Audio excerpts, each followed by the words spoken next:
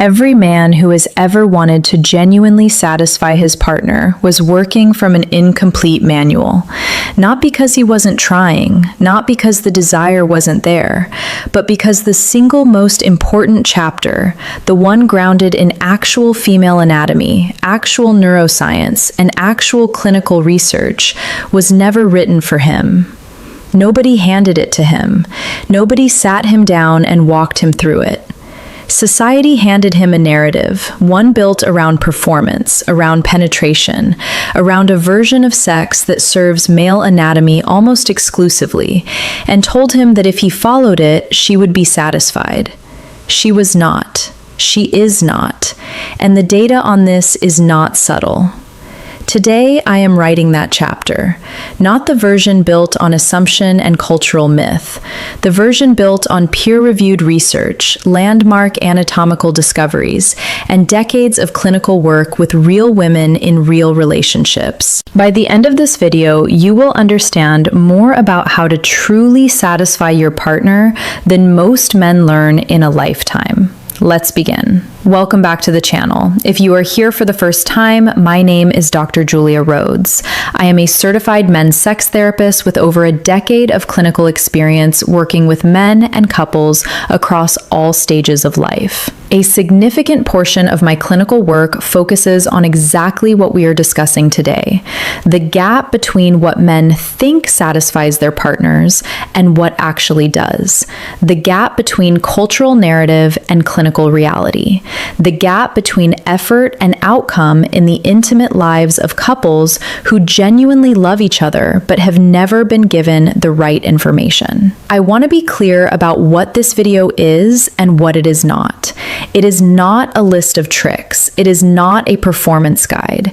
It is not designed to turn you into a technically proficient machine in the bedroom while leaving the human relationship untouched.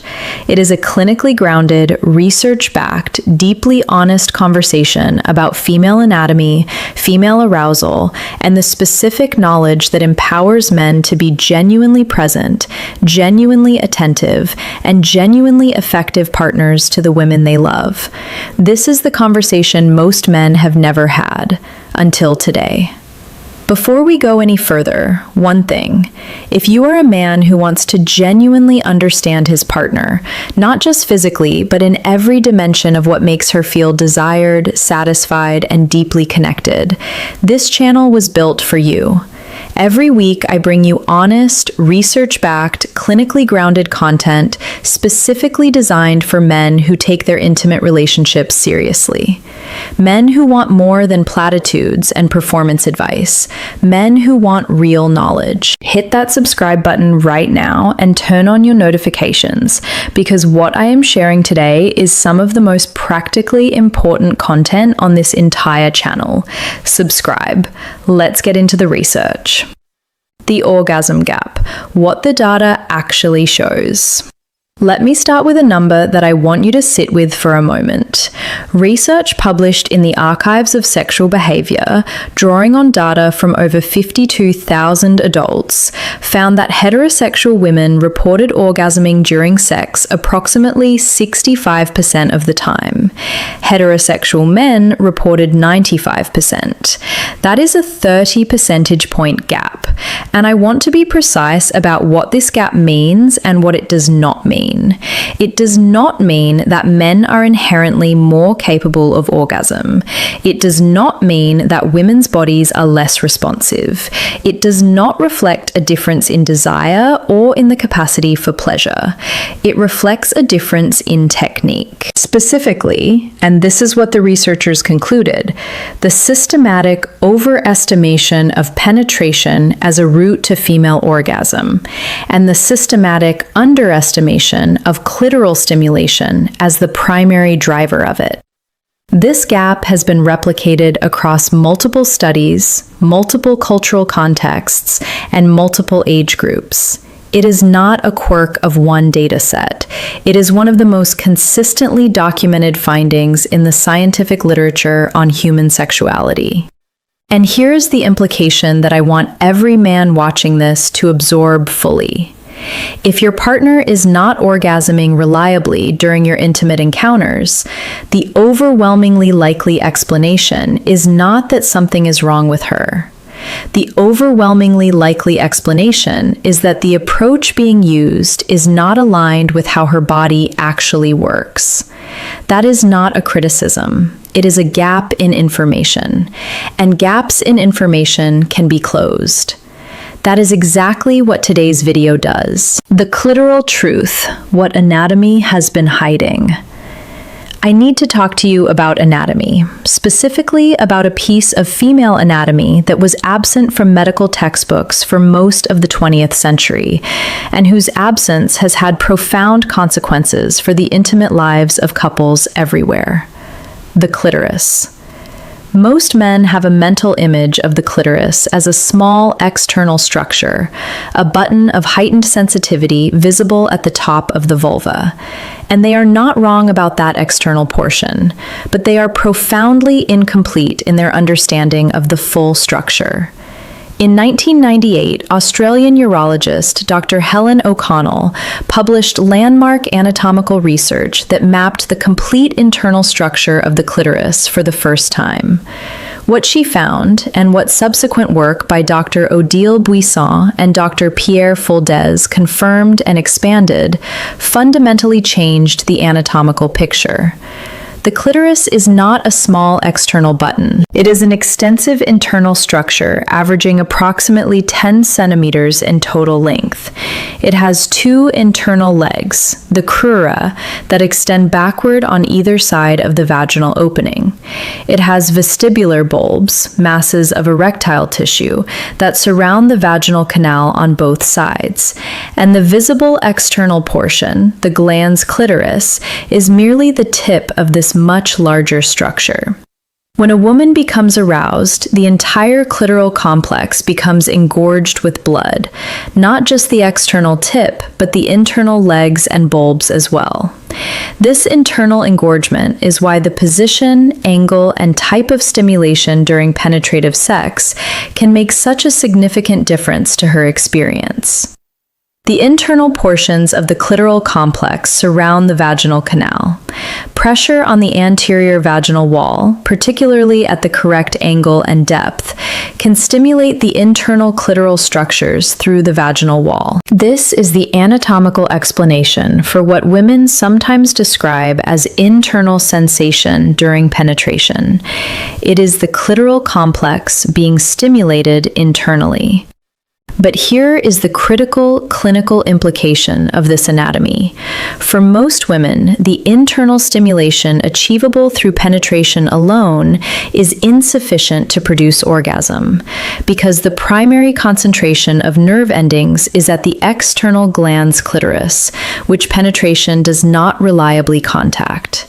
The anatomy simply does not align in a way that makes penetration the most efficient or most reliable route to clitoral stimulation for the majority of women. Understanding this is not a defeat. It is a liberation. It frees both partners from a model of sex that was never anatomically designed to work as advertised, and opens the door to an approach that is actually aligned with how her body functions. The penetration myth, what most men believe that is wrong. Let me be direct about something that most men have never heard stated plainly. Penetration is not the primary event of sex for most women. It is one element of a much larger picture, and treating it as the primary event, as the main course after which everything else is a side dish, is the single most common and most consequential technique error that men make. The data on this is unambiguous. Research by Dr. Elizabeth Lloyd, synthesizing findings across multiple studies, found that only approximately 18% of women reliably achieve orgasm through penetration alone. Approximately 36% report that clitoral stimulation is required alongside penetration, and a further significant percentage report that direct clitoral stimulation without penetration is their most reliable and satisfying route to orgasm. Only about 1 in 5 women consistently orgasm from penetration alone. For the remaining 4 out of 5, clitoral stimulation is either required in addition to penetration or is the primary mechanism entirely. These findings have been replicated consistently across cultural contexts and age groups. This is not a niche finding. It is the central finding of decades of research on female sexual response. And yet the cultural narrative, the one embedded in films, in popular culture, in the way sex is discussed and depicted almost everywhere, presents penetration as the culmination and the definition of sex. For approximately 18% of women, that narrative aligns with their anatomy. For the other 82%, it does not. The men who understand this and adapt their approach accordingly are the men whose partners experience genuine, consistent satisfaction, not because they are more talented or more experienced, because they are working with accurate information. The psychological prerequisites. Emotion as technique. Before I go any further into physical technique, I need to establish something that is more important than any specific physical approach I will share today. Psychological safety, emotional connection, and feeling genuinely desired are not additions to female arousal. They are prerequisites for it. This is not a metaphor. This is neuroscience.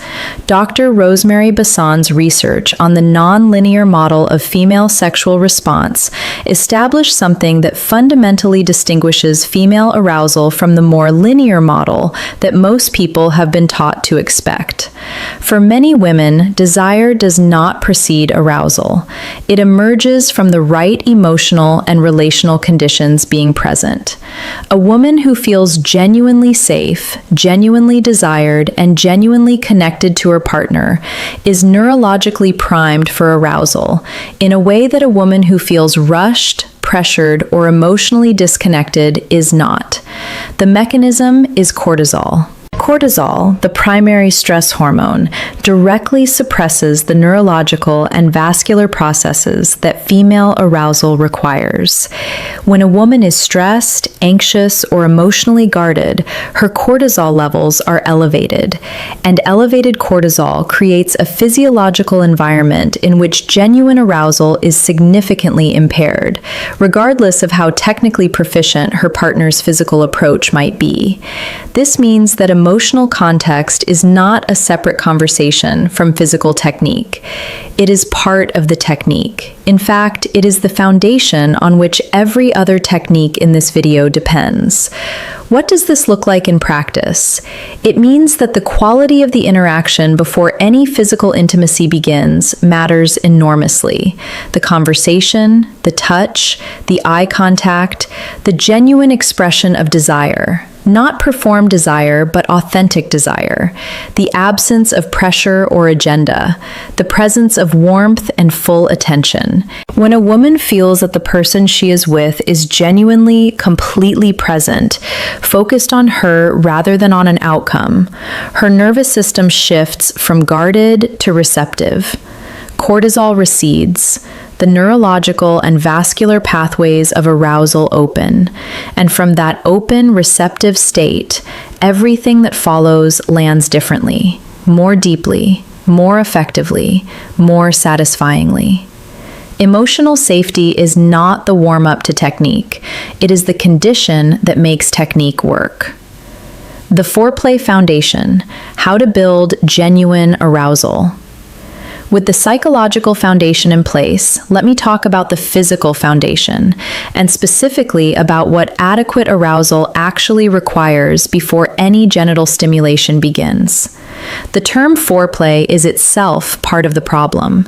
It implies something preliminary, something that happens before the real thing, a prelude rather than a performance in its own right. For most women, foreplay is not preliminary, it is essential, and its duration and quality are among the strongest predictors of whether she will reach orgasm. Here is the physiological reality. Female arousal involves a process of engorgement, blood flowing into the clitoral complex, the vaginal walls, and the vestibular bulbs.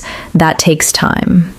This engorgement is what produces natural lubrication, what heightens sensitivity across the entire genital area, and what creates the physiological conditions in which orgasm becomes accessible. For most women, this process takes significantly longer than most men assume. Research suggests that many women require 15 to 20 minutes or more of non-genital arousal, kissing, touching, sensual massage, verbal intimacy, before genital stimulation feels truly pleasurable rather than merely mechanical. What does this mean in practice? It means investing genuine time and attention in the whole body before moving toward the genitals. It means kissing that is slow and present rather than perfunctory. It means hands that explore with genuine curiosity the neck, the back, the inner arms, the thighs, without rushing toward a destination. It means whispered words and genuine expressions of desire that activate the psychological arousal that precedes and amplifies the physical. The man who spends 20 minutes building genuine whole-body arousal before any genital touch creates conditions in which genital stimulation is extraordinarily effective. The man who spends 2 minutes and proceeds directly to genital contact creates conditions in which the same stimulation feels premature and uncomfortable. The investment in arousal is not patience as sacrifice. It is the most effective technique available. Oral technique, what the research says works. Let me talk about oral stimulation, because the research on this is among the clearest and most consistent in the entire literature on female sexual satisfaction. Studies on female orgasm consistently identify oral stimulation of the clitoris as the technique most reliably associated with female orgasm, more reliably than any other single physical approach. Research published in the Journal of Sex Research found that women who received oral stimulation during their last sexual encounter were significantly more likely to have orgasmed than those who did not, a finding replicated across multiple studies and demographic groups. So, what does effective oral technique actually look like, based on research and clinical documentation? It begins with patience and indirection. The most common mistake in oral technique is approaching the clitoris directly and immediately, applying firm stimulation before the surrounding tissue is adequately aroused. The clitoral glands at this early stage can be overly sensitive, uncomfortably so, and direct contact too early can produce a reaction that closes rather than opens arousal. The effective approach begins with the surrounding tissue. The labia, the inner thighs, the perineum. Gentle exploratory contact that increases blood flow and sensitivity before the clitoris itself is approached. When the clitoral area is approached, the initial contact should be through the clitoral hood rather than directly on the glands, stimulating the internal shaft of the clitoris through the protective tissue above it. This produces arousal without the overstimulation that premature direct contact can cause. As arousal builds, as her breathing changes, as her body responds, as the clitoris itself becomes more engorged, the stimulation can become more direct and more focused. And here is the most important principle for the approach to orgasm: consistency.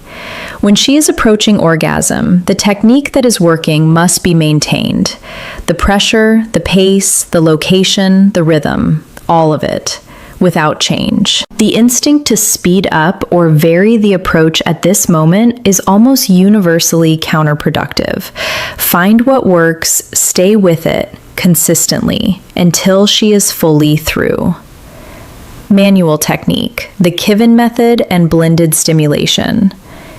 Let me now talk about manual technique, and specifically about two approaches that research and clinical documentation identify as significantly more effective than conventional technique. The first is the Kiven method. Conventional manual clitoral stimulation tends to apply rhythmic pressure along the vertical axis of the clitoral shaft, up and down. The Kiven method applies rhythmic pressure across the lateral axis, side to side, across the clitoral shaft rather than along it. Clinical reports and practitioner documentation consistently associate the Kiven method with dramatically reduced time to orgasm and increased orgasm intensity compared to conventional vertical stimulation. The anatomical explanation relates to the way lateral pressure distributes stimulation across a larger portion of the clitoral structure, engaging more of the internal shaft and surrounding tissue simultaneously, rather than focusing on a single line of the external glands. The technique involves positioning to allow lateral access to the clitoral area and applying consistent rhythmic pressure across the shaft, maintaining the same pace and pressure throughout as arousal builds. The same principle of consistency applies here. Find the rhythm that produces her response and maintain it without variation as she approaches orgasm. The second approach is blended stimulation. Blended stimulation refers to the simultaneous combination of internal anterior wall stimulation with external clitoral stimulation. The anterior vaginal wall, approximately 5 to 8 centimeters inside on the upper surface, is the location of the G-zone, understood in contemporary research as the internal portion of the clitoral complex accessible through the vaginal wall. Stimulation of this area with gentle upward curved pressure, often described as a beckoning motion with 1 or 2 fingers, while simultaneously maintaining external clitoral stimulation, produces what research documents as the most intense and most satisfying orgasmic experience for the majority of women.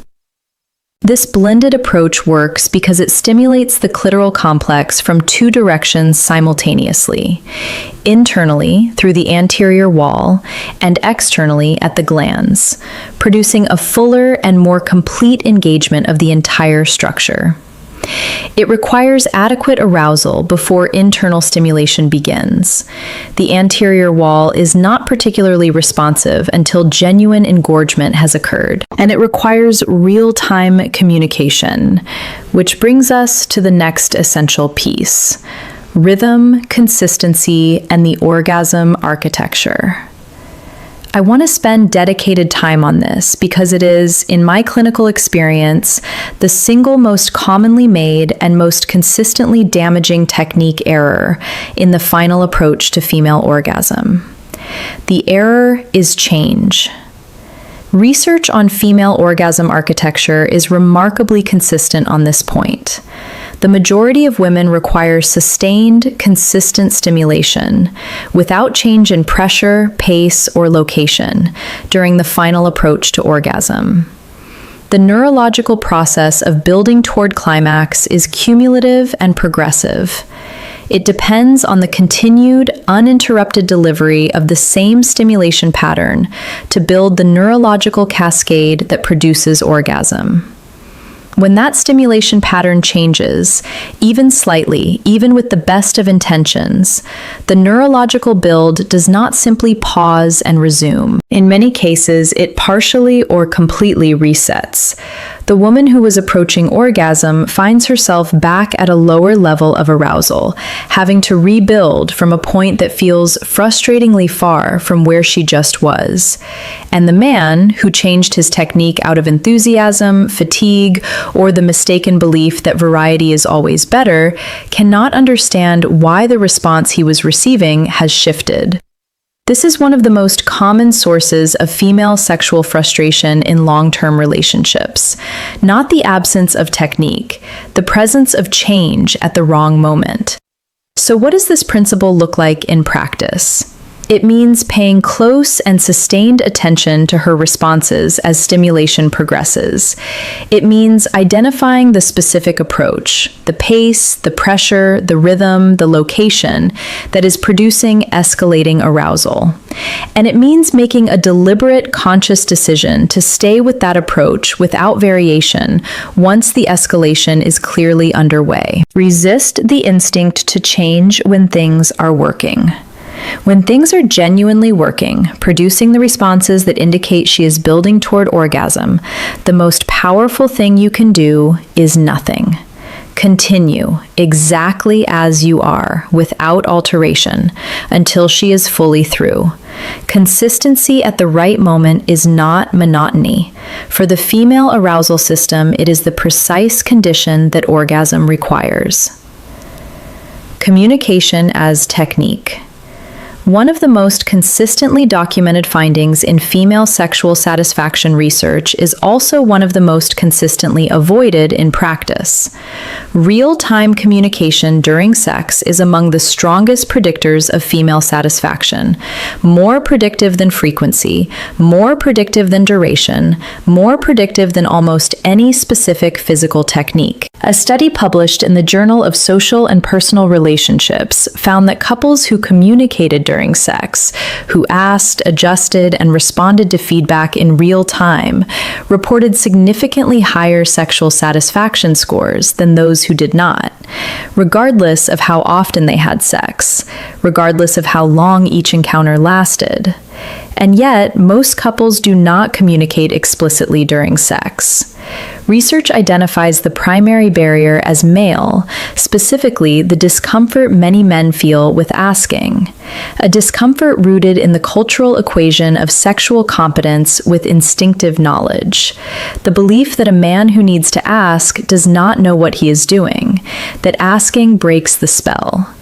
This belief is not just wrong, it is actively harmful to both partners. The truth is the opposite. The most sexually skilled partners are the most communicative ones, because they understand that their partner's arousal is dynamic, variable, and personally specific. It changes with mood, with energy, with physical state, and with the emotional texture of what has happened between them that day. No amount of knowledge, including everything I am sharing in this video, is a substitute for knowing what she needs right now, tonight, in this specific moment. And the only way to know that is to ask. Not awkwardly, not apologetically, but naturally, warmly, as a genuine expression of interest in her experience. Something as simple as, "Does this feel good? What feels best right now?" Or even a wordless pause that creates space for her to guide, invites her participation in her own pleasure in a way that most women find deeply, genuinely arousing. She is not a puzzle to be solved with the right sequence of moves. She is a person whose experience of pleasure is unique, specific, and available to you, if you are willing to ask. Ask. If today's video gave you something real, a new understanding of her body, a reframing of what technique actually means, a renewed sense of what is possible in your intimate relationship, then please do one thing right now. Hit that subscribe button if you haven't already, and share this video with a man who needs it. Because the information in this video, the anatomy, the research, the clinical understanding of what female satisfaction actually requires, is information that every man deserves to have, and that too few ever receive. Every single week on this channel, I bring you exactly this kind of content. Honest, research-backed, clinically grounded, designed for men who take their intimate relationships seriously, and who want real knowledge rather than cultural myth. Leave me a comment below and tell me, which part of today's video was most new for you? Which piece of information shifts something in how you think about intimacy? I read every single comment, and your response shapes every video I create next. This channel is for you, every week, without exception. I'm Dr. Julia Rhodes. I'll see you in the next one.